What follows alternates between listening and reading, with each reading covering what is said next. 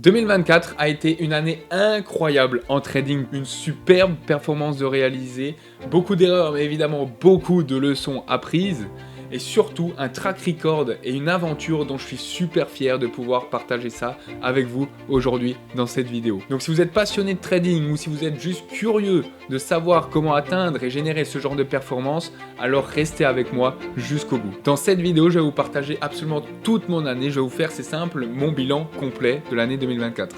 Je vais vous partager les moments forts que j'ai pu avoir cette année, les défis que j'ai pu rencontrer, certaines erreurs que j'ai pu faire et donc les leçons que j'ai apprises. Et pour terminer, je vais même vous faire un petit teasing de ce que je prépare pour 2025.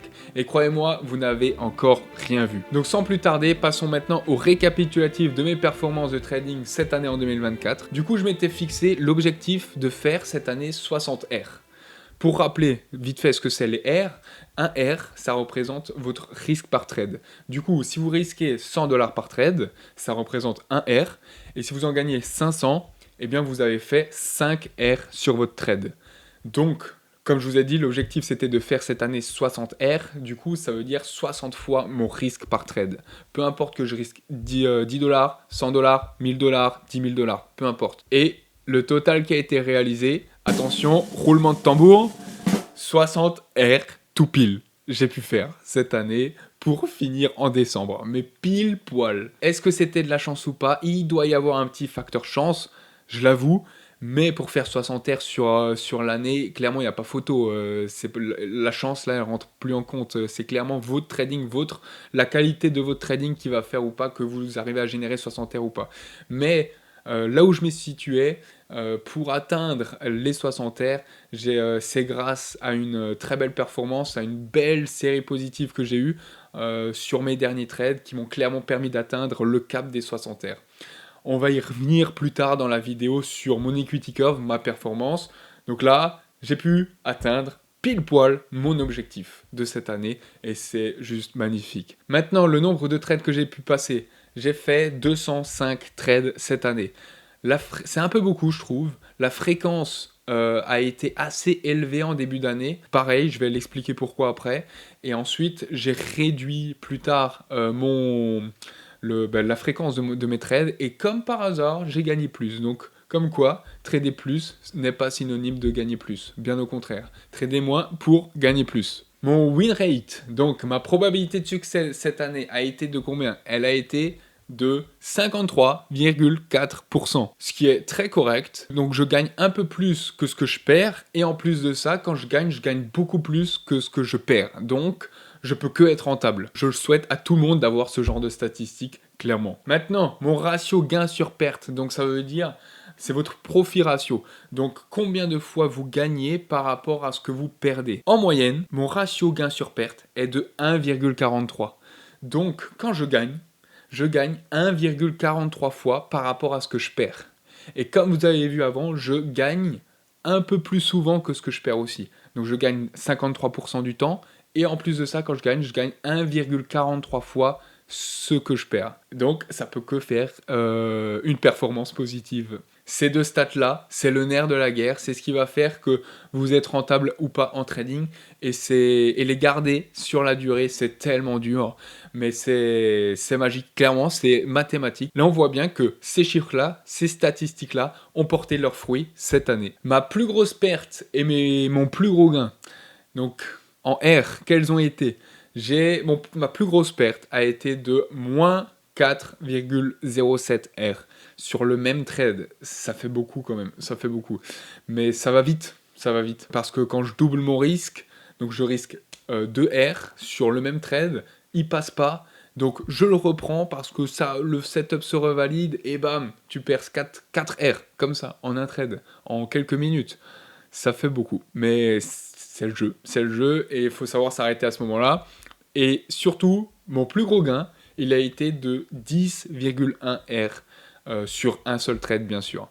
Donc c'est énorme et c'est ce genre de trade qui booste la performance sur l'année. Du coup, ces chiffres-là, c'est bien beau, mais qu'est-ce que ça donne concrètement, graphiquement parlant, mon equity curve? Voici à quoi ça ressemble. Voilà ma courbe de performance de trading en 2024. Vous pouvez le voir que j'ai pu atteindre tout pile les 60 R, donc 60 fois mon risque. Mais surtout, ce qui est intéressant de regarder sur cette courbe, c'est que c'est seulement à partir de fin avril, début mai, que j'ai commencé à gagner, à être rentable.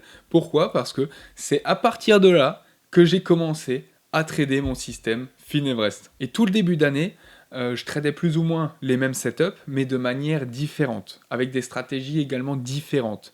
Et donc ça fait que tout ce que je gagnais, je le perdais. Donc il était pour moi impossible de générer de la performance, et encore moins d'être régulier sur la durée. Et c'est grâce, je précise bien, c'est super important, c'est grâce au tracking de mes trades, grâce à mon journal de trading, grâce à mes statistiques que j'ai pu voir et constater par moi-même, m'auto-évaluer, c'est super important pour un trader d'être capable de faire ça et de le savoir comment le faire, que j'ai pu comprendre ce qui n'allait pas dans mon trading, shifter, changer les choses qui ne fonctionnaient pas, éliminer même les setups et toutes les choses qui ne fonctionnaient pas non plus, pour adopter, trader et utiliser uniquement ce qui fonctionne. J'ai pu même appliquer la loi de Pareto, donc j'avais 80% de choses qui ne fonctionnaient pas ou peu, et 20% qui faisaient vraiment cartonner. Là, vous voyez les grosses perfs là, c'était 20% de mes setups, 20% de mes stratégies, et du coup j'ai que gardé ça. Et j'ai éliminé tout le reste. Grâce à ça, j'ai fondé ce système Finevrest, et c'est à partir de là que j'ai pu commencer à générer de la performance et à être consistant sur la durée. Et c'est simple, à partir de là, clairement, ça a été une révolution. Hein. C'était magique, c'était jackpot. C'était comme si j'ai découvert le Holy Grail, le Saint Graal, le tout. Bon, j'exagère un peu en disant que j'ai trouvé le Saint Graal, j'aurais pas cette prétention, mais parce que vous voyez que la courbe, elle n'est pas linéaire, il y a des beaux drawdowns, et ces drawdowns sont durs à gérer, mais ils font partie du jeu, et si vous n'êtes pas capable de les encaisser, alors vous n'êtes pas fait pour le trading, donc, à moins que vous travaillez sur vous-même, mais c'est super dur, même mentalement pour chacun, même pour les traders les plus expérimentés, de réussir à tenir le coup dans les drawdowns. Mais c'est là où toute la performance va se jouer, et qu'après chaque drawdown, eh bien, viendra une magnifique performance. Donc par exemple, vous avez un petit drawdown, et bien après ce petit drawdown interviendra un petit ou une belle petite performance. C'est juste proportionnel. On peut même le voir sur mon equity curve, mais plus vous aurez une période difficile, un gros drawdown, eh bien j'ai envie de dire que plus la performance qui viendra après ce gros drawdown sera encore plus importante et encore plus puissante. Regardez, vous le voyez bien, après ce petit drawdown, j'ai eu une belle petite hausse, une belle petite performance. Un autre petit drawdown, une autre belle petite performance. Et pareil, ainsi de suite, jusqu'en octobre même, où j'ai eu un gros drawdown, mon plus gros drawdown même de l'année. Et qu'est-ce qui s'est passé après? J'ai toujours appliqué la même chose, j'ai rien changé, et est venu quelques trades qui ont fait une excellente et une énorme performance pour finir mon année 2024. Et maintenant, on peut même regarder ma performance échelonnée sur les 12 mois de l'année. Eh bien, voici ce que ça donne. En janvier, on voit bien que j'étais flat ou légèrement négatif. Puis en février, belle performance. Cette performance s'annule en mars. En avril, pareil, je suis toujours flat, et puis avec les commissions, c'est pas ce léger gain qui va me faire gagner quelque chose. Et donc c'est à partir de mai que j'ai commencé à être vraiment rentable. Mai a été mon meilleur mois de cette année. Puis ensuite, j'ai enchaîné juin, juillet, donc j'ai enchaîné 3 gros mois, et c'est ces 3 gros mois qui ont fait 50% de ma performance cette année. Puis ensuite, août a été un peu plus difficile, mais simplement parce que j'ai eu moins d'opportunités, le marché m'a donné moins d'opportunités, était moins rémunérateur, et c'est pas vous qui imposez votre performance au marché, c'est pour ça que vous pouvez pas promettre chaque mois une performance. Réussir à atteindre par exemple 5%, 10% par mois, c'est juste impossible. Pourquoi? Parce que dans un mois, il y a 20 jours, et en 20 jours de trading, c'est trop peu pour réussir à atteindre une performance fixe. C'est trop court. Mais je préférais plutôt dire que sur une année, c'est une période beaucoup plus longue pour se fixer un objectif fixe. Pourquoi? Parce qu'il y a 12 mois dans une année et il y a 20 jours de trading dans un mois. Donc 12 fois 20, ça fait 240 jours environ, sans compter les jours fériés, la dernière semaine de décembre, etc. En moyenne, voilà, 240, 230, 240 jours de trading par an. Et en 230, 240 jours de trading par an, eh bien, sur 5 ans, 10 ans, vous pouvez tendre à votre objectif que vous vous fixez. Donc c'est pour ça que personnellement, il m'est impossible de me fixer tous les mois la même performance.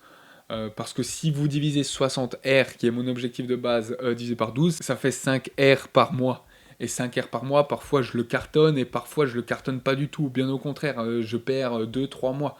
Voilà comment la différence peut se faire sur long terme en réfléchissant et en pensant trop court terme. Voilà, il y a un petit paradoxe. Mais c'est pour ça que sur une année, c'est tranquille. Moi, je trouve, je fais mon trading, je prends les trades que je dois prendre, peu importe que je sois à 0, à -5, -10, -15, -20 ou à +20, peu importe, je prends, s'il y a un trade, je le prends, et basta, c'est tout. Mais dans ce graphique, la chose dont je suis le plus fier, c'est que sur une année, j'ai très peu de mois négatifs en soi. J'en ai 3 en réalité, mais dont janvier, on le compte même pas parce qu'il est plus ou moins flat. Franchement, je le compte pas. Donc j'ai 2 gros mois perdants sur 12. Et ça fait quoi d'avoir peu de mois perdants? Eh bien, c'est surtout que mentalement, c'est beaucoup plus facile de tenir le coup dans les mauvaises périodes. Pourquoi? Parce que, admettons que vous avez une probabilité de succès de 30%, mais quand vous gagnez gros. Alors, il y a beaucoup de traders qui arrivent à être rentables comme ça, aussi des fonds d'investissement, mais c'est dur.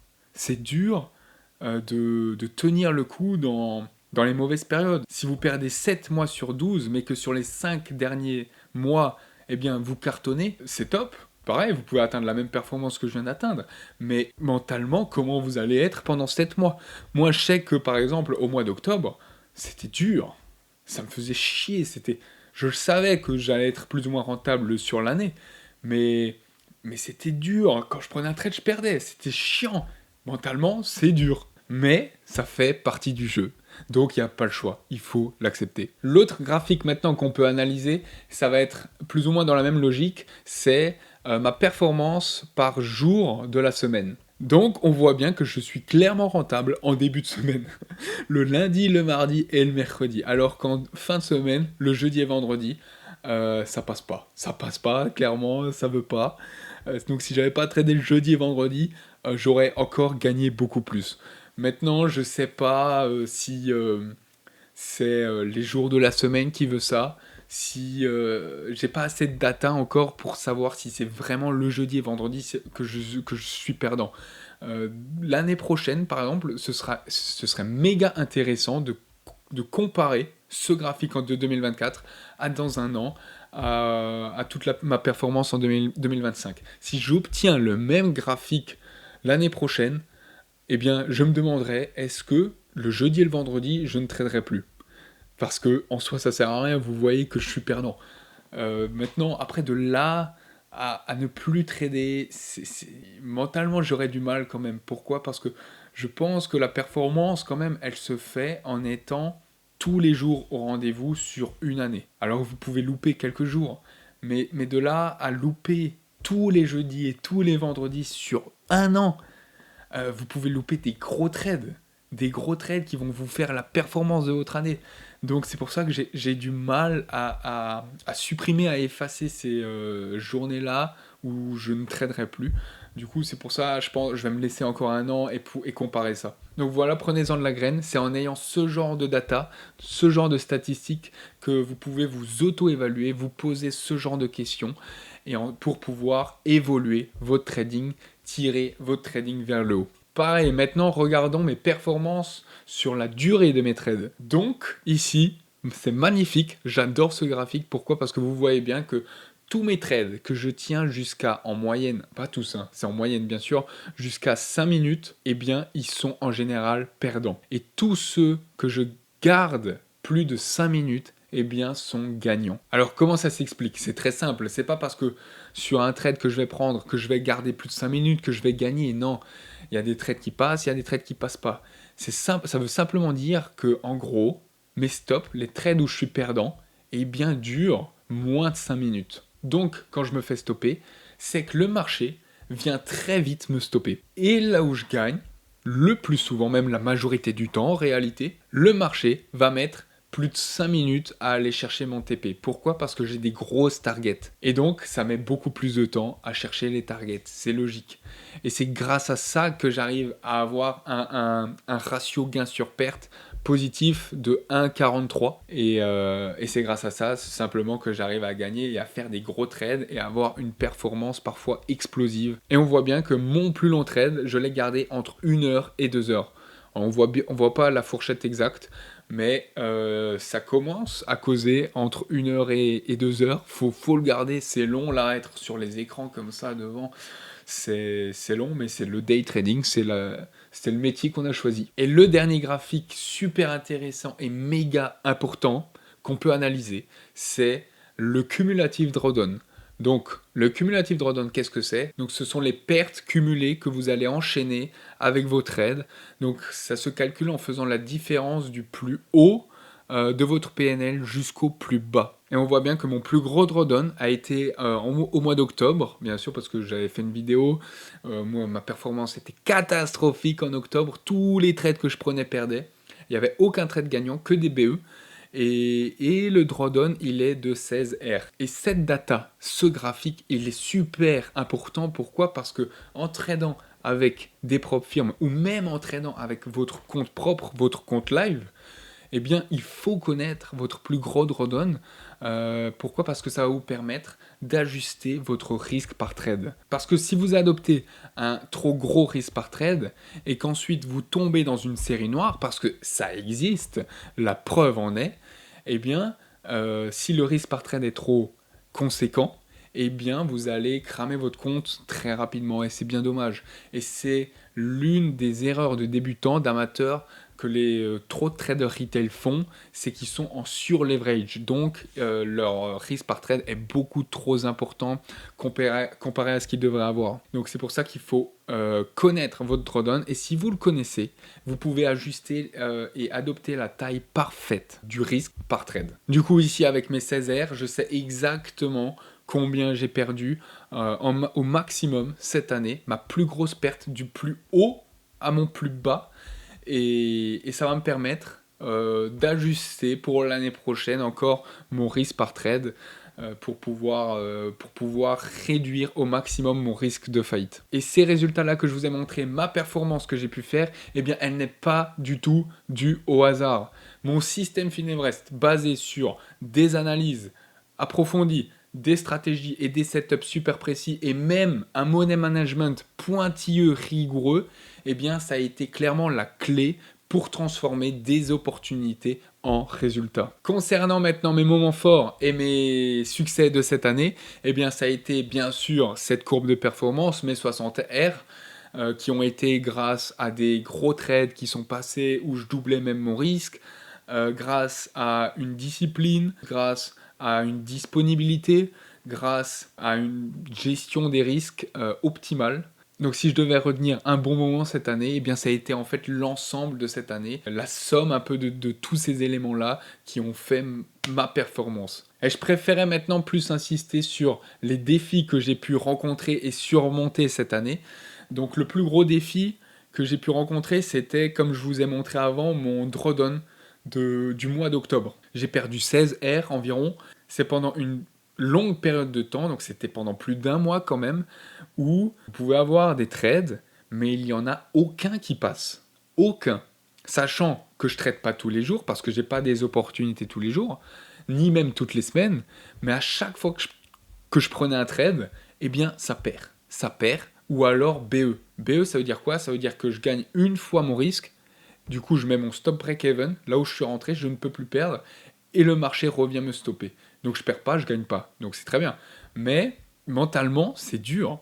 C'est dur d'enchaîner une perte, deux pertes, trois pertes, 4, 5, 6, 7, 8. Et ça gagne pas, ça gagne pas. Et tu vois le compte descendre. Et c'est dur, vraiment, mentalement, c'est très usant, mais c'est là où il faut être le plus fort, c'est là où il faut être le plus solide.